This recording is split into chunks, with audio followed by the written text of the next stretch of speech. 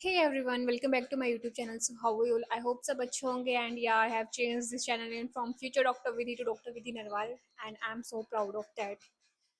Yeah, I have cleared my FMG July 2025 with 180 marks. Yeah, you heard it right. It's 180 marks. I'm so happy after that. तो मुझे बहुत सारे views भी चाहिए थे इसलिए मैं सोच रही हूँ कि एक थोड़ा ज्ञान देके थोड़े व्यूज भी एट लूँ. So I'm not kidding. Okay I am kidding so because मेरे पास इंस्टा पे बहुत सारे डीएम्स थे कि दीदी how have you have cleared this exam please कुछ टिप्स दे दो कुछ कैसे पढ़ना है क्या करना है बता दो हमें भी तो मैं बता रही हूँ कि अब इसलिए मैं ये वीडियो बना रही हूँ now most of the people have been graduated ना सो सभी ने अपनी प्रिपरेशन स्टार्ट कर दी है अलग अलग प्लेटफॉर्म से so it's the individual choice कि आप कौन से प्लेटफॉर्म से कर रहे हो बहुत सारे बच्चों ने मिस किया होगा बहुत सारे बच्चे मैरो से पढ़ रहे हैं प्रेपलेडर से पढ़ रहे हैं सेरिबेलम से पढ़ रहे हैं so that's good you don't need to worry trust your teacher okay so what have did that I studied from marrow okay yeah marrow rapid revision but तीन सब्जेक्ट्स मैंने प्रेपलेडर से किए थे लाइक पैथ और micro from the doctor Preeti Sharma and ENT also from the Prepladder because उस time पे मैंने राजीव धवन की वीडियोस मेरे पास थी नहीं तो मैंने नहीं पर ENT के लिए Rajiv Dhawan is the best teacher I know but मैं चेंज नहीं कर सकती थी मैंने सब कुछ पढ़ लिया था ENT का और वो प्रेपलेडर में भी अच्छा टीचर है तो फिर मैंने वहीं से पढ़ लिया ओके पर टीचर वीचर कुछ मैटर नहीं करता कि किस टीचर से पढ़ रहे हो सब कुछ डिपेंड करता है कि आपकी रिवीजन कैसी है it doesn't matter which teacher from which teacher you are studying okay so let me tell you one thing अभी आप पढ़ना स्टार्ट कर चुके हैं है ना most of the people have started studying so what you have to do now is the you are watching the videos I know this is the video time so जिस दिन वीडियो देखते हो उसी दिन रिवीजन किया करो उसी चीज़ की जो भी वीडियो में पढ़ा था वरना अगले दिन भूल जाओगे ओके फिर टाइम आएगा फर्स्ट रिवीजन का फर्स्ट रिवीजन जब करोगे आपको लगेगा आपको कुछ भी नहीं आता है कुछ भी नहीं आता है तो वो सब नॉर्मल है अगर आपको ऐसा फील हो तो आपको डरने की बिल्कुल भी जरूरत नहीं है ये सब नॉर्मल होता है फिर आपका टाइम आएगा सेकंड रिवीजन का सेकंड रिवीजन में क्या होगा कि आपको चीज़ें याद ही नहीं होंगी आपको लगेगा कि मुझे तो कुछ याद नहीं हो रहा है पर आपको 25% चीज़ें याद होती रहेंगी आपको ऐसा लगेगा कि आपको नहीं याद हो रहा है लेकिन आपको याद होगा डोंट वरी अबाउट दैट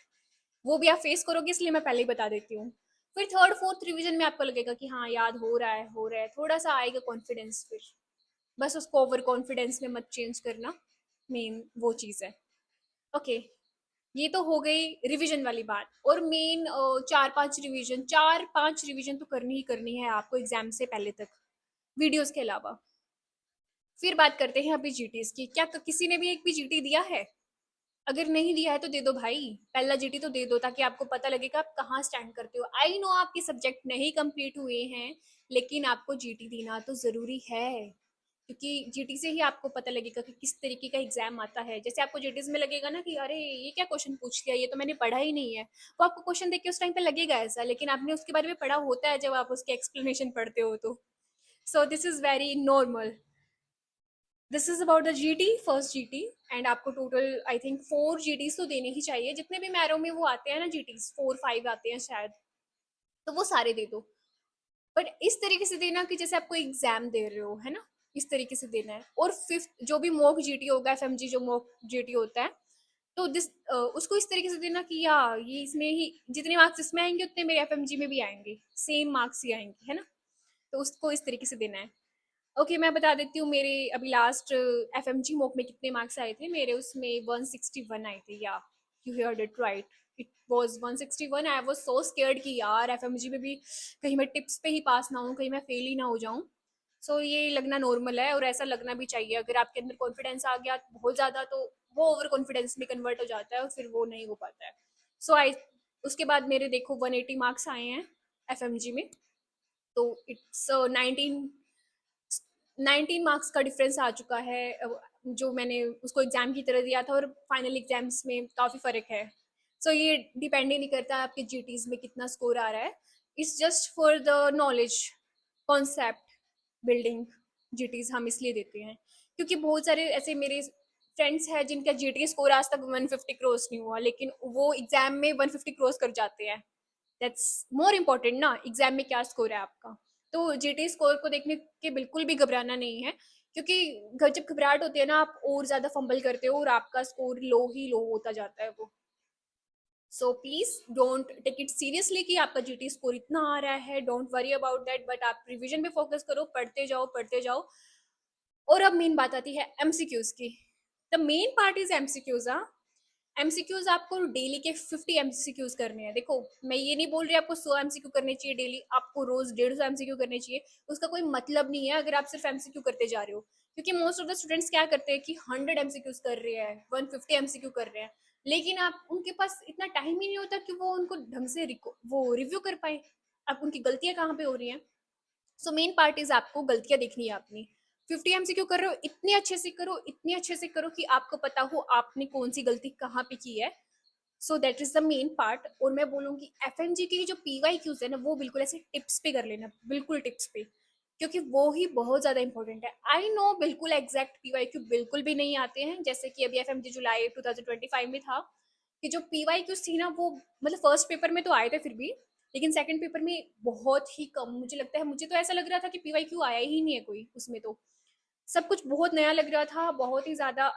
अलग लग रहा था, ऐसा लग रहा था मुझे मैं एग्जाम छोड़ के चली जाऊं, इतना डिफिकल्ट पेपर लग रहा था मुझे एग्जाम के टाइम पे। सेम ऑप्शंस लग रहे थे सारे, सब कुछ सेम लग रहा था कि सब कुछ तो सेम सेम सा लग रहा है, लेकिन नहीं, वो आपके कॉन्सेप्ट बिल्ड हो जाते हैं तो आप सही पे ही मार्क करते हो। और जब आप रिकॉल वाले ये जितने भी देख रहे हो ना अभी कि ये आया था एग्जाम में, ये आया था, लेकिन that was not the exact question, the language is always modified, क्योंकि बच्चे एकदम सिंपल मतलब बच्चे अच्छे से बता नहीं पाते हैं कि क्या लैंग्वेज थी एग्जाम में, और तो टीचर्स भी इतने अच्छे से नहीं गेस कर पाते हैं कि एग्जैक्ट क्या था। लेकिन बहुत ही अलग लैंग्वेज होती है एग्जाम में as compare to the recalls. But don't take it seriously, क्योंकि बहुत सारे बच्चों का जो रिकॉल स्कोर है वो काफ़ी ज़्यादा है as compare to their exact